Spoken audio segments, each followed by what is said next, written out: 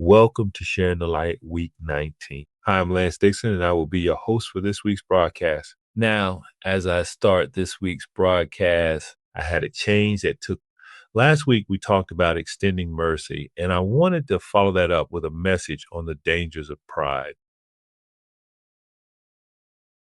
But throughout the week, I've been in the process of revising one of my original courses called Fatherhood Essentials. And then while I was revising that course, there was a topic that I came across in the original course. And that topic was about stress, a silent killer.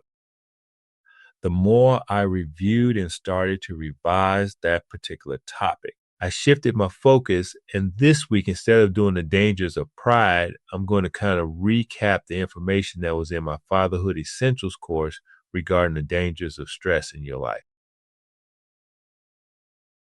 Now, we have a lot of things that can cause stress today: inflation, lack of job security, and a variety of other reasons. I can't even go into all of them. But the thing is that too much stress will cause health problems that are detrimental to your well being. So, what we're going to do is we're going to cover the information that we covered in that Fatherhood Essential course, which is 20 ways to kind of control stress in your life. So let's get started. Number one, identify positive life values and develop your sense of spirituality. Whatever spirituality you have, whatever religion you practice, whether you are Muslim, Christian, whatever it is, you have somewhere to turn to. Number two, spend time alone each day to think things through. Sometimes we need to take a break, just get away from everything and focus.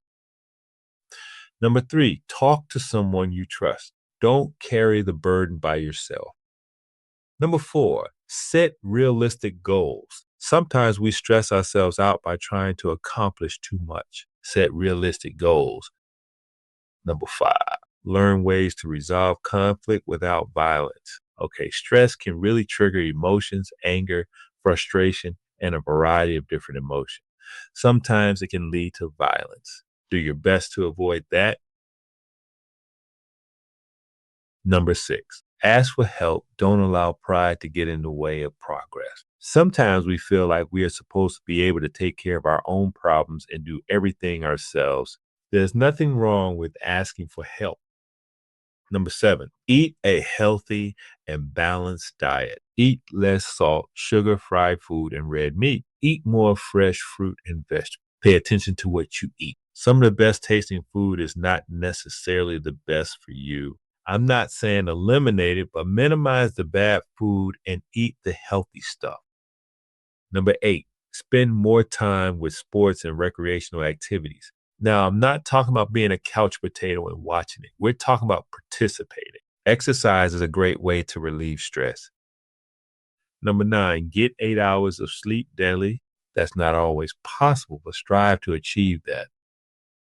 Number 10, try to work out problems early instead of waiting till a situation is too big to handle. That's a big one. We tend to avoid things that will cause conflict rather than confronting them and trying to resolve them in the beginning stages. And then when we get to a point where we have to deal with them, it raises the level of stress. Stress affects the blood pressure and many other things that affect our health. So take care of them early. Number 11, engage in physical exercises such as jogging or riding a bike. Okay, and we talked about getting involved with sports. Now we're talking about other exercises: walking, riding a bike, and jogging. These types of things keep your body moving. Number 12, listen to music that relaxes you. Relaxation is important. When you're relaxed, you're not stressed, so try to learn ways to relax. Number 13, believe in yourself, appreciate and enjoy your accomplishments. That's a good one. You have to be comfortable with who you are. Don't put yourself down. Always motivate yourself to achieve. Number 14, accept the bad with the good. Some things we just can't control. So rather than worrying about them, accept them and move on.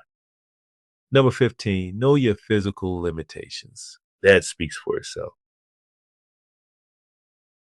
Number 16, eliminate negative habits such as smoking or drinking.